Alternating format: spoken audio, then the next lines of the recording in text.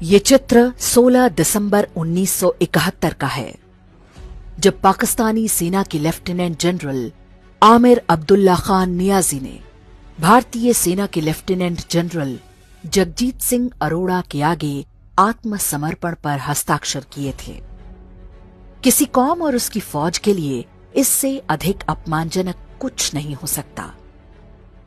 जिन लोगों ने इस्लाम के नाम पर अलग देश बनाया था और जो आज भी भारत को हड़पने के सपने देखते हैं, उनकी आंखें खोलने के लिए ये एक चित्र पर्याप्त है। ये भारतीय सेना का शौर्य था जिसने अमेरिका के दम पर उछल रहे पाकिस्तान को घुटनों पर ला दिया था। भारतीय सेना की इस विजय का श्रेय लंबे समय तक इंदिरा गांधी को दिया जाता रहा। आज भी कांग्रेस पार्टी इसके लिए अपनी पीठ थपथपाती है, लेकिन इस युद्ध की वास्तविकता 90 के दशक में सामने आई, जब रूसी खुफिया एजेंसी केजीबी के जासूस वेसेली मित्रोखिन के दस्तावेज सामने आए। इन्हें मित्रोखिन आर्काइव के नाम से जाना जाता है। 1971 के युद्ध को हर भारतीय बहुत गौरव से याद करता है। भारतीय सेना ने बड़ी बहादुरी से इसमें विजय पाई थी। न केवल पाकिस्तान को 2 टुकड़ों में तोड़ा, बल्कि पश्चिमी मोर्चे पर भी कब्जा कर लिया। दिसंबर 1970 में पाकिस्तान में आम चुनाव हुए थे। बांग्लादेश उन दिनों पाकिस्तान का हिस्सा हुआ करता था। उसे पूर्वी पाकिस्तान के नाम से जाना जाता था। शेख मुजीबुर रहमान की अवामी लीग चुनाव में जीत गई। जुल्फिकार अली भुट्टो की पाकिस्तान पीपल्स पार्टी दूसरे स्थान पर रही। पाकिस्तानी सेना के अधिकांश बड़े अधिकारी पंजाबी मूल के मुसलमान थे। वे बंगाली मुसलमानों को निम्न स्तर का और अछूत मानते थे। उन्हें देश की कमान एक बंगाली को सौंपना स्वीकार नहीं था। पाकिस्तानी सेना ने सत्ता हस्तांतरण के बजाय पूर्वी पाकिस्तान में नरसंहार आरंभ कर दिया। यह एक राजनीतिक लड़ाई थी, लेकिन पाकिस्तानी सेना ने इस अवसर का प्रयोग हिंदुओं के सफाई के लिए किया, क्योंकि लगता था कि पूर्वी पाकिस्तान में अवामी लीग हिंदुओं के समर्थन से जीती है। बांग्लादेश के सरकारी आंकड़ों के अनुसार कम से कम 5 लाख महिलाओं के साथ बलात्कार हुआ। आधुनिक विश्व के इतिहास में सामूहिक बलात्कार अर्थात मास रेप की यह सबसे बड़ी घटना है। ऑस्ट्रेलियाई डॉक्टर जेफरी डेविस ने अपने संस्मरणों में बताया है कि कैसे उनकी टीम युद्ध समाप्त होने के बाद हर दिन औसतन 100 महिलाओं का गर्भपात कराती थी। इस युद्ध में 30 लाख लोगों की हत्या हुई और 1 करोड़ से अधिक लोगों को भागकर भारत में शरण लेनी पड़ी। पाकिस्तानी सेना ने उन दिनों ढाका के आसपास रेप कैंप खोले थे, जिनमें ट्रकों में भरकर महिलाएं लाई जाती थीं। वहां पर पाकिस्तानी सैनिक बार बार उनके साथ बलात्कार करते थे। पाकिस्तानी सेना हिंदुओं को लाइन में खड़ा करके गोली मार देती थी। यह चित्र विशेष रूप से उल्लेखनीय है, जिसमें पाकिस्तानी सैनिक एक व्यक्ति की लुंगी खुलवाकर देख रहा है कि वो हिंदू है या मुसलमान। हिंदुओं के विरुद्ध इस्लामी बर्बरता का ये नंगा नाच महीनों तक जारी रहा। आरंभ में शेख मुजीबुर रहमान की मुक्ति वाहिनी सेना ने थोड़ा बहुत मोर्चा लिया, लेकिन पाकिस्तानी सेना के आगे वे बहुत सफल नहीं रहे। 3 दिसंबर 1971 को भारतीय सेना औपचारिक रूप से युद्ध में उतरी। पहली बार भारतीय सेना पश्चिमी और पूर्वी दोनों मोर्चों पर युद्ध लड़ रही थी। भारतीय सेना के आते ही बाजी पलट गई।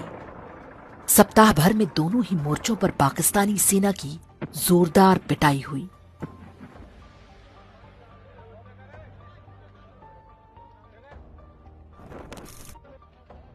सोलह दिसंबर को पाकिस्तानी सेना के 93,000 सैनिकों ने भारत के आगे एक साथ आत्मसमर्पण किया। द्वितीय विश्व युद्ध के बाद किसी सेना द्वारा आत्मसमर्पण की ये सबसे बड़ी संख्या है। इस युद्ध में भारत के भी 1,500 से अधिक जवानों ने बलिदान दिया, जबकि 4,000 सैनिक घायल हुए थे। बांग्लादेश स्वतंत्र तो हो गया, लेकिन उसके बाद जो कुछ हुआ वो हमें अवश्य पता होना चाहिए। भारतीय सेना ने अपना रक्त बहाकर जो विजय पाई थी, तत्कालीन इंदिरा गांधी सरकार ने बातचीत की टेबल पर उसे हार में बदल दिया। जब भारत और पाकिस्तान के बीच संधि वार्ता हुई तो उसमें भारत के हितों पर कोई बात नहीं हुई। भारत को इस युद्ध में कुछ भी नहीं मिला। भारतीय सेना को पीछे हटने को कह दिया गया, लेकिन पाकिस्तान के कब्जे वाले कश्मीर को खाली नहीं कराया गया। बांग्लादेश में रहने वाले करोड़ों हिंदुओं की सुरक्षा की कोई चिंता नहीं की गई। कोई वॉर ट्रिब्यूनल तक नहीं बनाया गया ताकि उन अपराधियों को सजा दिलाई जा सके जिन्होंने हिंदुओं पर बर्बर अत्याचार किए थे। भारतीय सेना ने जिन 93,000 पाकिस्तानी सैनिकों को युद्धबंदी बनाकर रखा था, उन्हें छोड़ने का आदेश दे दिया गया। भारत सरकार ने गुड बॉय बनने के चक्कर में इन पाकिस्तानी युद्धबंदियों की 3 महीने तक खूब सेवा की। जिनेवा संधि के अंतर्गत उनको पूरी सुविधाएं दी गईं।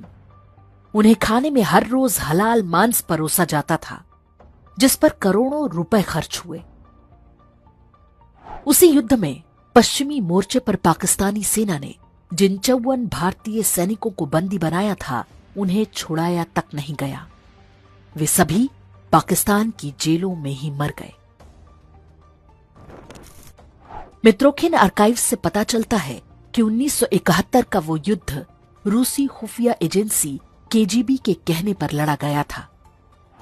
भारत की जीत पर सोवियत रूस ने ये कहते हुए खुशी मनाई थी कि उसने पहली बार अमेरिका और चीन दोनों को एक साथ मात दी है। सोवियत रूस को इस क्षेत्र में अपना एक मोहरा चाहिए था। बांग्लादेश के रूप में वो उसे मिल गया। शेख मुजीबुर रहमान बांग्लादेश का प्रेसिडेंट बना और भारत को घंटा पकड़ा दिया गया, जो इंदिरा गांधी ने खुशी खुशी पकड़ लिया। 1971 का वो युद्ध भारत, पाकिस्तान और बांग्लादेश की धरती पर लड़ा अवश्य गया था, किंतु वो अमेरिका और सोवियत रूस के बीच का प्रॉक्सी वॉर था। भारत की सेना उस युद्ध में रूस का मोहरा भर थी। बांग्लादेश आज भी वैश्विक शक्तियों का प्यादा भर है। वहां जो कुछ भी हो रहा है वो उन्हीं शक्तियों की इच्छा से हो रहा है। एक बार फिर से वो ऐसी परिस्थितियां पैदा कर रहे हैं कि भारत उनका मोहरा बने। बांग्लादेश में शेख हसीना के तख्ता पलट के बाद भारत पर फिर से वही दबाव डाला जा रहा है। बांग्लादेश में हिंदुओं की सुरक्षा के लिए भारत को कुछ न कुछ करना अवश्य होगा, लेकिन वो कार्रवाई किसी का प्यादा बनकर नहीं की जा सकती। भारत यदि आज बांग्लादेश पर युद्ध घोषित करता है तो इससे वहां के हिंदुओं की रक्षा होगी या नहीं, ये सोचने वाली बात है। आवश्यक है कि भारत 1971 की उस भूल से सबक ले। एक भारतीय के रूप में हमें भी इसे समझना होगा।